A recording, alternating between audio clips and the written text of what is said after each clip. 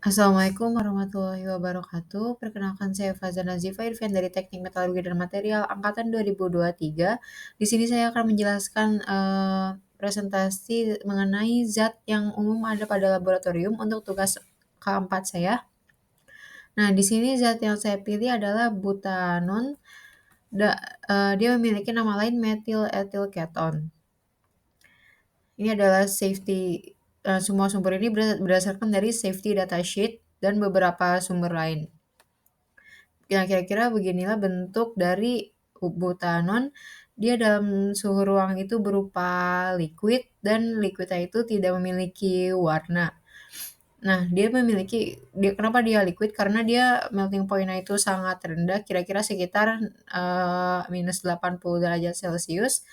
Lalu flash point-nya itu juga sangat rendah, sekitar minus 7 derajat Celcius. Oleh karena itu, dia sangat mudah terbakar. Nah, ini adalah rumus kimianya, lalu kegunaannya itu sebagai pelarut organik. Dia juga bisa sebagai penghilang cat dan penghilang vernis, karena kemampuannya untuk melarutkan lapisan permukaan yang keras. Terus juga, sifatnya itu sebagai pelarut, dia juga bisa digunakan buat ngebersihin minyak atau lemak yang ada di permukaan, khususnya di perindustrian. Nah, berdasarkan safety data sheet tersebut, final word dari butanon itu adalah dia sudah termasuk ke kategori danger, dan di sini adalah simbol-simbolnya, itu ada flammable atau mudah terbakar karena tadi dia memiliki flash point yang sangat rendah, jadi dia kalau terkena percikan sedikit dia bisa langsung terbakar.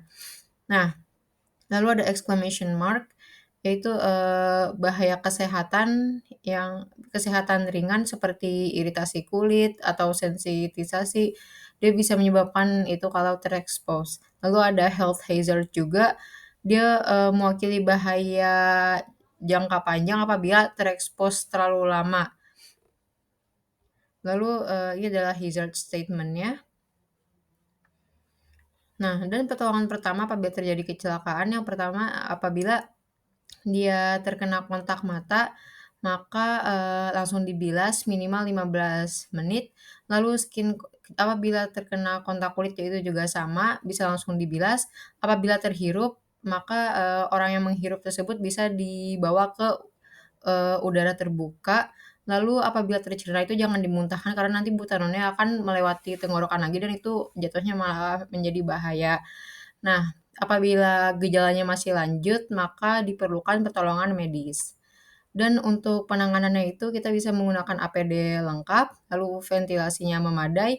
Nah, ini inti dari butanon adalah dia gunakan alat anti-spark dan jauhkan dari sumber panas, api, dan percikan karena dia tadi yang harus di-highlight itu dia sangat mudah terbakar. Lalu juga UAP itu jangan dihirup dan juga jangan sampai tertelan. Lalu untuk storage-nya dia itu simpan di wadah yang tertutup rapat, lalu simpan di tempat kering, sejuk, dan berventilasi baik. Jauhkan dari panas, percikan, dan api. Kalau bisa simpan di lemari yang khusus untuk bahan-bahan yang flammable, lalu simpan di yang tadi saya bilang flammable cabinet, lalu jauhkan dari bahan-bahan yang tidak kompatibel seperti yang sudah tercantum di sini. Lalu apabila, ada ketumpahan yang tidak disengaja, maka cara penanganannya itu adalah dengan, yang pertama-tama kita harus memakai APD dulu, yaitu protective equipment. Terus, singkirkan dulu sumber-sumber percikan agar tidak terjadi kebakaran lanjut. Lalu baru, kita bersihkan eee, dengan peralatan yang memadai dan kita harus memastikan juga bahwa ventilasinya itu baik.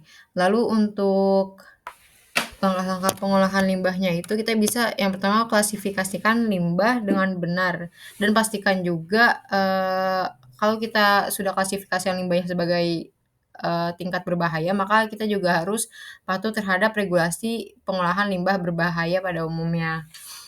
Baik, nah sekian presentasi dari saya untuk tugas keempat ini, yaitu tentang zat butanon.